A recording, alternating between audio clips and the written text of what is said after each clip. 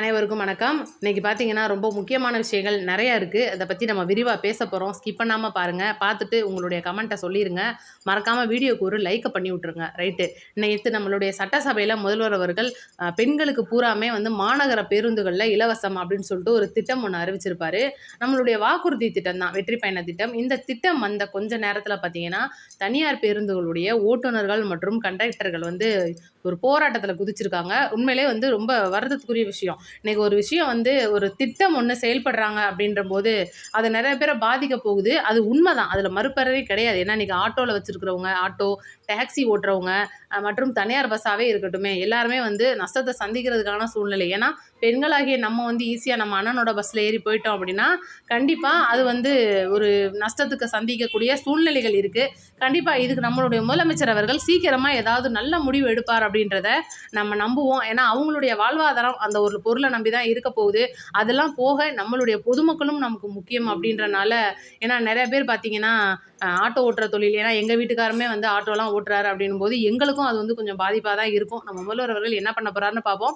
ஏன்னா நெறைய பேர் வந்து வேலைக்கு போற பெண்கள் இருக்காங்க. ரொம்பவே கூலி வேலை செஞ்சு பொழைக்கிற ஒரு பெண்கள்லாம் இருக்காங்க. கணவன்மார்கள் விட்டுட்டு கைவிட்ட பெண்கள்லாம் இருக்காங்க. இறந்து போன வீட்ல அதாவது ஆண்கள் துணை இல்லாத பெண்கள் இருக்காங்க. அவங்களுக்கெல்லாம் வந்து கண்டிப்பா ஒரு நல்ல திட்டம். இதுல எந்தவித மறுப்பும் கிடையாது. இத வந்து அண்ணன் என்ன மாரி பண்ண போறாங்க? அவங்களுக்கெல்லாம் என்ன மாரியான விஷயங்கள் நடக்க போகுது? ஏன்னா அவங்களுடைய வாழ்வாதாரம் அதெல்லாம் நம்ம பேசணும். கண்டிப்பா முதல்வர்களுடைய காதுக்கு கேட்கும்னு நெனைக்கிறேன். ரைட் இப்ப முக்கியமான விஷயத்துக்கு வருவோம். ஆகாஷ் அப்படின்ற ஒரு பையன் விசிகாவுடைய மாநாட்டு அன்னைக்கு கைது பண்ணப்பட்டிருப்பாங்க. அவங்களுடைய ஒரு மிகப்பெரிய பேட்டி ஒண்ணு வந்திருக்கு இன்னைக்கு. அந்த பையன் வந்து ரிலீஸ் ஆயிருக்காராப்ல. பார்த்தீங்கன்னா ஜாமீன்ல வெளிய வந்திருக்காரு. ஒரு விஷயம் நெறைய விஷயம் சொல்லியிருக்காரு. அதுல முக்கியமானத மட்டும் நம்ம பேசப் போறோம். முதல்ல என்ன நடந்துச்சு அப்படின்றத நம்ம வீடியோலலாம் பார்த்துருப்போம். எல்லாருமே பார்த்துருப்பீங்க. அந்த வீடியோல சவுண்ட்ஸ் கிடையாது. ஒரு சில அந்த வார்த்தைகள்லாம் நம்ம காதுல விழுந்திருக்காது. அது போக விஷுவலா எல்லாமே தெரிஞ்சுச்சு. அதுல என்ன நடந்திருக்குன்னு அந்த பையன் சொல்லியிருக்காப்ல. தஞ்சாவூர்ல அந்த விசிகவுடைய பேனர்லாம் அப்புறப்படுத்திட்டாங்கன்னு சொல்லிட்டு, சாலை மறியல்ல ஈடுபட்டிருந்திருக்காங்க விசிகாவுடைய புலிகள். இவர் வந்து ஆகாஷ் அப்படின்றவர் பார்த்தீங்கன்னா, ஆல்ரெடி வந்து அவர் வேலைக்கு போறாரு. அவருடைய பிறந்த நாள் அன்னைக்கு. அதுதான் ரொம்ப ஹைலைட்டே. அவருடைய பிறந்த நாள் அன்னைக்கு வெயிட் பண்ண சொல்லியிருக்காரு. அவர் வந்து எங்க இருந்தோ வந்துட்டு இருந்திருக்காரு. அவருடைய குழந்தை அவருக்கு திருமணமாகி குழந்தை இருக்கு. அவருடைய குழந்தைகள், அவங்களுடைய மனைவி எல்லாருமே வந்து வீட்ல காத்துட்டு இருக்காங்க. இவர் போயிருக்காரு.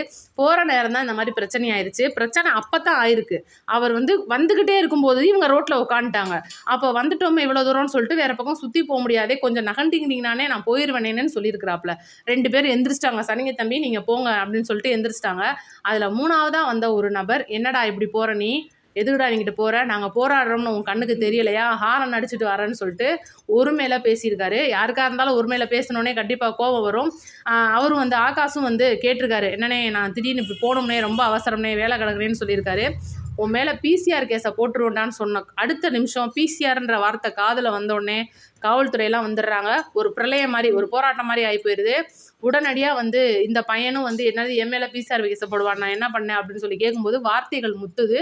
புலிகள் தங்களுடைய வேலைய காமிச்சிட்டாங்க. ஏன்னா, புலிகள் எல்லாத்தையுமே பயன்படுத்துற விஷயமே அந்த ஒரு விஷயம் தான் அப்படின்னும்போது காவல்துறை வந்த உடனே அந்த ஆகாஷ் அப்படின்றதுக்காக சாரி சிறுத்தைகள் புலினே சொல்லிக்கிட்டு இருக்கேன் பாருங்க சிறுத்தைகள் ஏன்னா எங்க பிரபாகரன் அண்ணனுடைய ஞாபகத்துல புலின்னு சொல்லிட்டேன் சிறுத்தைகள் இன்னும் சொல்லணும்னா ஆகாஷ் அவர்கள் சொன்ன ஒரு வார்த்தை ரொம்பவே வருந்தி இருக்காரு காவல்துறை மேல நான் கையை வச்சிட்டேன் கண்டிப்பா அது தப்பான விஷயம்தான் ஆனா அதுக்கு முன்னாடி காவல்துறையும் சரி அந்த விசிகாவுடைய சிறுத்தைகளும் சரி என்னை ரொம்பவே கோவப்படுத்திட்டாங்க அப்படின்ற எல்லா விஷயத்தையும் சொல்லிட்டு என்னுடைய பிறந்த நாள் அதுவுமா இந்த தமிழக வெற்றி கழக அரசு என்னை தூக்கி ஜெயிலில் போட்டுருச்சு அப்படின்ற ஒரு வருத்தம் அப்ப அவங்களுடைய வீட்டில் இருக்கிறவங்கள மனநிலையை யோசிச்சு பாருங்க அப்படின்ற ஒரு விஷயம் இன்னைக்கு அவர் மேல 6 பிரிவுகளின் கீழ் வந்து வழக்கு போட்டிருக்காங்க அப்படின்ற ஒரு விஷயம் இதெல்லாம் தாண்டி அவருடைய அந்த ஒரு பொது வாழ்க்கை அப்படின்றது எந்த அளவுக்கு பாதிக்கப்பட்டிருக்கு எந்த அளவுக்கு மன உளைச்சலுக்கு ஆளாயிருக்காரு அப்படின்றத எல்லாத்தையும் விவரிக்க சொல்லியிருக்காரு இதெல்லாம் தாண்டி நம்மளுடைய அந்த ஆகாஷ் அவர்கள் தமிழக வெற்றி கழக ஒரு உறுப்பினர் அப்படின்ற சகோதரர் அப்படின்ற ஒரு விஷயமும் வெளியே வந்திருக்கு அப்ப என்ன ஏது நடந்திருக்குன்னு தெரியாம கேட்காத காவல்துறையினர் பொதுமக்களுக்கு இடையூறு கொடுக்கணும்னே உட்கார்ந்த சிறுத்தைகள் இதுல எந்தவித சம்பந்தமுமே இல்லாம போய் மாட்டிக்கிட்ட ஆகாஷ் இதுல யார் மேல தப்பு அப்படின்றத மறக்காம கமெண்ட்ல சொல்லிருங்க ரைட்டு இப்ப அதெல்லாம் இருக்கட்டும். அந்த ஒரு சிறுத்தைகள் அப்படின்ற ஒரு செயல். அடுத்து மாநாட்ல நம்ம திருமாவளவன் அண்ணனே வந்து ரொம்ப பெரிய இக்கட்டான சூழ்நிலைக்கு ஆளாக்குன அந்த சிறுத்தைகள். அவர் பயங்கரமா மூச்சு வாங்குற அளவுக்கும், ஐசியூல அட்மிட் ஆகுற அளவுக்கும் வந்து அந்த அளவுக்கு பாடாப்படுத்திட்டாங்க சிறுத்தைகள். கேட்டா இதுல வந்து எங்களுடைய தம்பிகள்லாம் ரொம்ப நல்லவங்கன்னு சொல்லிட்டு வேற அண்ணனே முட்டு குடுத்துருக்கிறாப்ல. எல்லாருமே கட்சிக்காரங்க தலைவருக்கு தான் முட்டு குடுப்பாங்க. ஆனா தொண்டர்களுக்கு தலைவர் முட்டு குடுத்து நான் இங்க தான் பார்க்குறேன். அப்படி இருக்கும்போது ரைட்டு பார்த்தாச்சு, முடிஞ்சு போச்சு. அன்னைக்கு சாயந்தரத்துக்கு மிகப்பெரிய அளவுல நம்மளுடைய முதல்வர் அவர்களுக்கு ஃபோன் பண்ணியிருக்காரு திருமாவளவன் அவர்கள். எந்தவித ஃபோன் அட்டென்ஸ் அப்படின்ற ஒரு விஷயமே வரல. மறுநாள் வந்து பார்த்தீங்கன்னா, தலைமைச் செயலகத்துக்கு கிளம்பியிருக்காரு. சிறுத்தைகளுடைய தாய் சிறுத்தையான திருமாவளவன் அவர்கள் போயிட்டு முதல்வர் அவர்கள்ட்ட மிகப்பெரிய அளவுல பேசி கூட்டணிய அறிவிச்சிருக்கிறாப்ல. மேடையிலேயே அறிவிச்சிட்டாரு. கிட்டத்தட்ட 3 நிமிஷம் தான் பேசியிருக்காரு. அவ்வளோ செலவு பண்ணி மிக பிரம்மாண்டமா நடத்துன மாநாடு, அவருடைய பிறந்த நாள் மாநாடு, எழுச்சி மாநாடு. அத தாண்டி அங்க அவரால பேசவே முடியல. சிறுத்தைகள் பேச விடல. ரைட்டா? தலைமைச் செயலகத்துக்கு போனதுக்கப்புறமா பேட்டி குடுக்குறாரு வெளிய வந்து. நான் பேசியிருக்கேன். பயங்கரமா கூட்டணிக்கு முட்டு குடுக்குறோம்னு சொல்லியிருக்கோம் அப்படின்னு சொல்லிட்டு சொன்ன உடனே, அப்படியாப்பான்னு சொல்லி கூட தமிழக வெற்றி கழகத்துலேருந்து ஒரு சவுண்டு வரல. இதுலேருந்து என்ன தெரியுது? இதெல்லாம் தாண்டி நான் ஒவ்வொரு இடத்துலயும் வந்து சொல்லிக்கிட்டே பதிவு பண்ணிக்கிட்டே வந்த ஒரு விஷயம். பாமக, பிஜேபியோட கூட்டணியிலேருந்து எப்போ வேணாலும் கலண்டுரும். நம்மளுடைய 4 எம்எல்ஏக்களை கொண்டுகிட்டு வந்து தமிழக வெற்றி கழகத்தில் இணைக்க போகுது.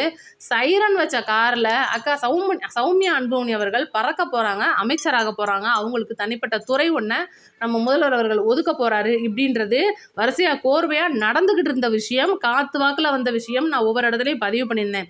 திருமாவளவன் அவர்கள் கட்சிக்குள்ள கூட்டணின்னு மேடையில் அறிவிச்ச உடனே அன்புமணி ராமதாஸ் அவர்கள் அலேக்கா பின்வாங்கிட்டாப்ல. இது வந்து நம்ம முதலமைச்சர் அவர்களுடைய காதுகளுக்கே எட்டியிருக்கு.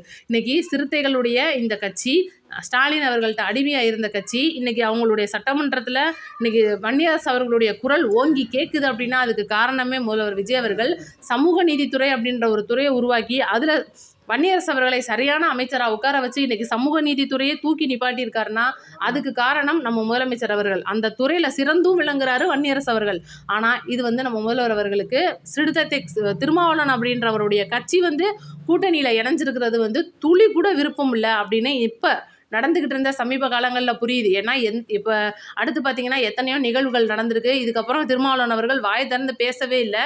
அப்போ என்ன நடந்திருக்கு? ஒருவேளை கூட்டணியை விரும்பலையோ? வரக்கூடிய இடைத்தேர்தலில் என்ன நடக்க போகுது? ஏன்னா திருமாவளவன் அவர்கள் சும்மாலாம் வந்து கட்சியில் சேரலை. இடைத்தேர்தலில் சீட்டு கேட்டு தான் வந்து சேர்ந்திருக்காரு. இல்லையா எம்பி பதவியை கொடுத்துட்டு என்னை டெல்லிக்கு அனுப்பிடுங்க அப்படின்னு சொல்லுவார். அப்போ 2 விதமான கோரிக்கைகளுடைய இந்த திருமாவளவன் அவர்கள் தன்னுடைய 3% நினைக்கிறேன் 3% வாக்கு வங்கி வச்சிருப்பாப்லன்னு நினைக்கிறேன். அதில் வந்து இப்போ சேர்ந்திருக்கார் அப்படின்னா என்ன மாதிரியான இக்கட்டான சூழ்நிலைகளில் தமிழக வெற்றி கழகம் சிக்கியிருக்கு. ஏன்னா எப்போ வேணாலும் திமுக கட்சிக்கு ஓடி போகிறது தான் இந்த விசிக கட்சி. இது எல்லாருக்குமே தெரியும். ஏன்னா அவங்க ஆல்ரெடி வந்து ஒரு மிகப்பெரிய அளவில் ஒரு அடிமையாக வச்சுருந்தது. கடைசி வரைக்கும் நாங்கள் அடிமையாக தான் இருப்போம்னு சத்தியம் பண்ணியிருக்கிறாப்புல. அதே போல் கம்யூனிஸ்ட் இன்னைக்கு மக்களுக்கு எவ்வளவோ நல்லது நடந்துக்கிட்டு இருக்கு. ஆனால் அதெல்லாம் கேட்க வரமாட்டார் ஐயா சிவி சண்முகம் ஐயா, மாநில செயலாளர் கம்யூனிஸ்ட் கட்சியுடைய மாநில செயலாளர் ஐயா சண்முகம் அவர்கள்.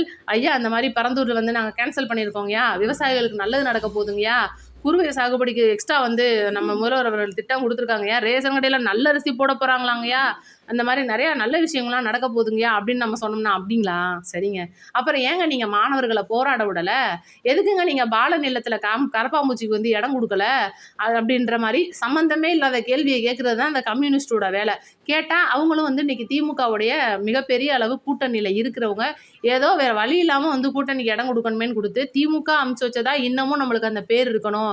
ஏன்னா ஸ்டாலின் தலைமையில் தானேங்க இந்த ஆட்சியே நடக்குது அப்படின்னு சொல்லணும்ல. அதுக்காக தான் இந்த மாதிரி வேலைகள்லாம் பார்த்துக்கிட்டு இருக்காரு ஐயா சண்முகம் அவர்கள்.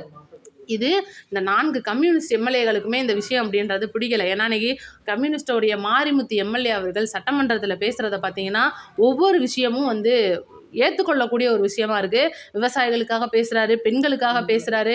உண்மையிலே இருக்கிற எம்எல்ஏக்களில் மூத்த உறுப்பினர்களில் ஐயா மாரிமுத்து அவர்கள் சொல்கிற ஒவ்வொரு கருத்தும் இன்னைக்கு நல்ல ஒரு கருத்தாக அமைஞ்சிருக்கு அப்படின்றது நம்ம கருத்து. இந்த கம்யூனிஸ்ட்டை பற்றின உங்களுடைய கருத்துக்களையும் மறக்காமல் கமெண்ட்டில் சொல்லுங்கள். இன்னும் அடுத்து வரக்கூடிய நாட்களில் இப்போ பார்த்தீங்கன்னா 3 சிலிண்டர் இன்னைக்கு தங்க மோதிரம் திட்டம், சிலிண்டர் திட்டம், பஸ்ஸு திட்டம், வெற்றி பயண திட்டம் கொடுக்காம விட்டுட்டாலும் ஏன் கொடுக்கலன்றாங்க. கொடுத்துட்டாலும் எப்படிப்பா நீ கொடுக்கலாம், இது தப்புல. பரந்தூருக்கு விமான நிலையம் வரக்கூடாதுன்னு சொல்லிக்கிட்டு இருந்தவங்க வரக்கூடாது அப்படின்னு நினச்சிக்கிட்டு இருந்த நாங்களும் விவசாயிகள் பின்னாடி தான் நின்று இருந்த இந்த நம்மளை ஏமாத்திருந்த திமுக இன்னைக்கு முதல்வர் அவர்கள் திட்டத்தை நிறுத்தணுன்னே எப்படிப்பா நீங்கள் நிறுத்தலாம்? 2000 கோடிப்பு, 2000 ஏக்கர்ப்பு மக்கள்ட்ட காசு குடுத்து வாங்கியிருக்கோம்ப்புன்னு சொல்லிட்டு, இன்னைக்கு வந்து மக்கள் பின்னாடி நிக்கிற மாரி, விவசாயிகள் கண்ணீர நாங்க துடைக்கிற மாரி ஏமாத்திக்கிட்டு திரியுது. இத பத்திலாம் யாருமே கேட்க மாட்டீங்களா? இதுல வேற முருகர் வந்து திமுகவுக்கு தான் ஓட்டு போடுவாராம். ஐயா முருகா! நீலாம் இருந்தா தயவு செஞ்சு திமுகவ கேளுயா! அப்படின்னு சொல்லுவோம். இது உங்க கருத்துக்களை கமெண்ட்ல சொல்லிருங்க. நம்ம வீடியோவ ஷேர் பண்ணி விட்டுருங்க. நன்றி, வணக்கம்.